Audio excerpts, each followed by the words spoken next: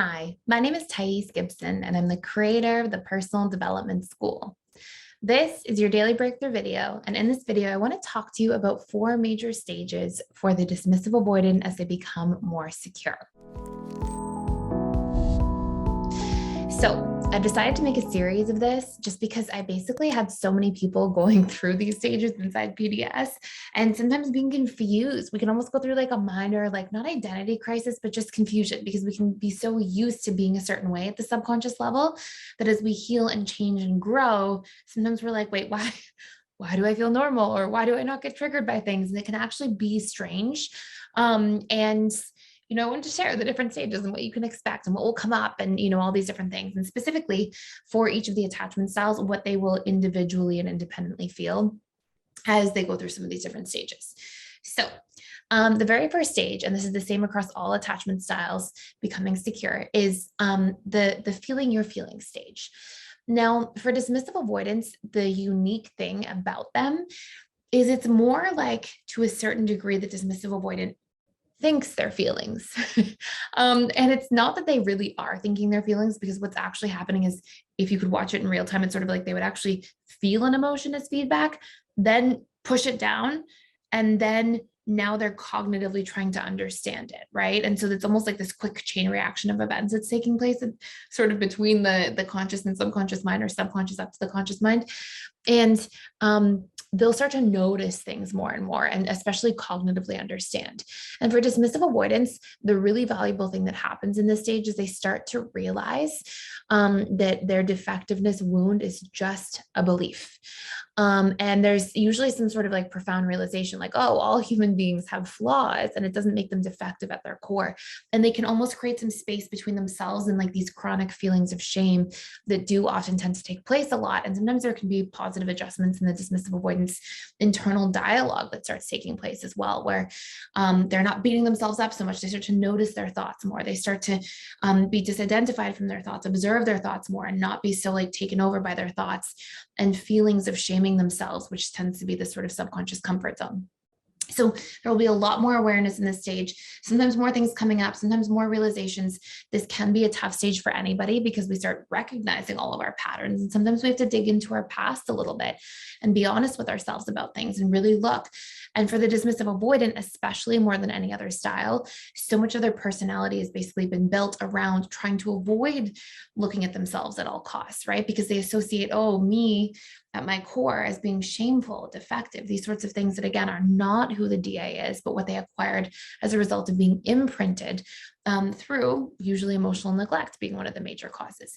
So there'll be this space that happens and this like awareness and sort of some of these like changes. And then in stage 2, we get like a lot of these puzzle pieces being put together, a lot of these sort of like aha moments, more moments of awareness, more small transformations taking place, and kind of more from the learning perspective first, more from like the intellectual perspective of going, oh, like this is why I do this and this is why I do that, and recognizing some of the coping mechanisms and sort of being able to see things in real time and getting clearer and more concise. And again, the first 2 stages are kind of like the hardest stages. I always, whenever I think of attachment styles healing, I always like imagine the analogy of a train.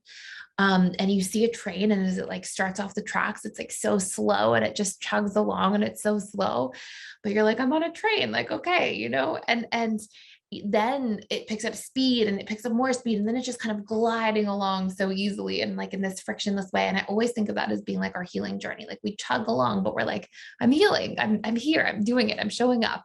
And it can give us that kind of like hope for the future sometimes, or unwillingness to give up. And then we get through those first couple hard stages, and more pieces get put together. Things become more and more clear. We know more of our patterns.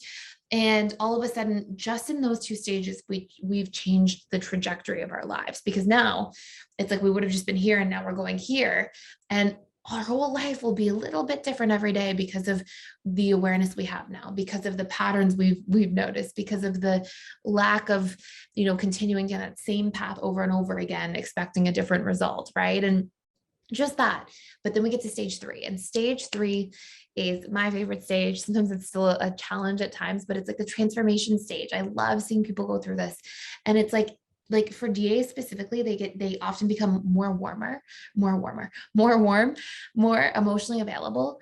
I always think of like a dismissive avoidant kind of flowering a little bit. They like talk more, they open up more. They are like, because they're spending less time shaming themselves, criticizing themselves, putting themselves down. They're a lot less anxious a lot of the time. They know how to deal with their feelings. They've usually done some nervous system regulation work by this stage, other reprogramming work, which by the way, if you are a DA watching this or a loved one of a DA watching this, you can check out for free for 7 days, any course. And I highly recommend like the dismissive avoidant reprogramming course and the somatic processing and nervous system regulation course that will really, really help do a deep dive into like what's happening and how to be more aware of our feelings and work through them, and actually turn feelings back online and stop having that kind of coping mechanism that happens at a subconscious level where a DA can shut off or compartmentalize so strongly. And then, use the tools to reprogram the things that are creating the negative feelings so we can feel our good feelings and start reprogramming things that are producing a negative output or a painful output for us. So anyways, we'll see the transformation stage.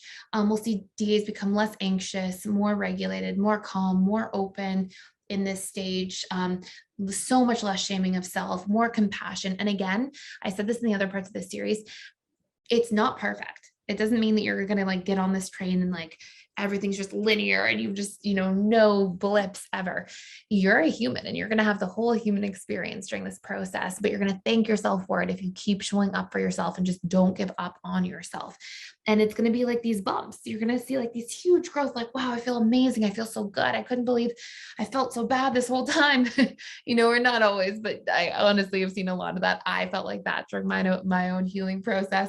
And I'm not trying to say like everybody feels bad before they do this, but just sometimes because we get so adapted to stuff, sometimes we don't realize how much our painful patterns were actually hurting us and how much energy it was taking to avoid conflict or not feel or, keep everybody really far away so I don't have to feel too much. And sometimes we actually realize how good it feels to be able to like open and connect and embrace and, a lot of beautiful things that can happen. So anyways, but we'll see moments like this where we feel so good. And then we have like a moment where we totally didn't do the right thing. And we're like, damn, I like shamed myself again, or I avoided conflict again, or I forgot to set a boundary, or I didn't use my voice and speak up for all the small boundaries. And people often have this like sort of misconception about DAs that they're so good at their boundaries. They can be really good at like their strong boundaries, but sometimes they're not as good with the little boundaries, the daily boundaries, around small things. And so they set one big boundary to keep everybody out. And this can just be really, really important to pay attention to. So anyways, we'll see these like progressions and it'll be like this, and then a tough moment, and then a really good, and then a tough moment. And, we sort of move up and are trending upwards, but there's just little blips along the way as part of the human experience. And then we get into the solidification stage. And the stage is really like a lot less triggered, so much less shame, so much more self-confidence, so much more freedom, so much more like I have a voice. I can speak up, I can share, I can ask for needs from others and receive them. A lot of DAs become more giving, more generous in this stage, like open up and realize like I can rely on others and they can rely on me too. And if I feel like I can rely on others, then I also feel safe to give to others as well. And we'll see a lot of that.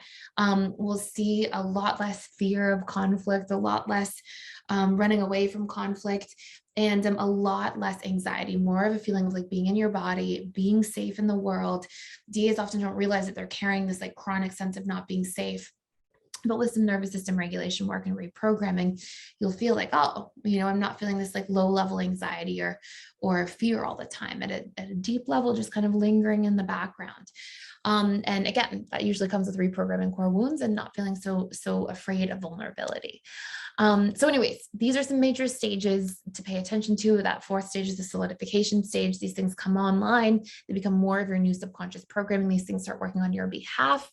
And this is where you start to feel a lot more free. So anyways, these are the stages. If you want to check some of this stuff out much more deeply, please click the link in the description box below. You get access to all of our courses, our 4 live webinars with our students every single week, as well as our social events, our community events, the workbooks, everything is in there. So that's it for today. Thank you so much for watching and for being here. Please like, share, and subscribe if you haven't already, and I'll see you in the next video.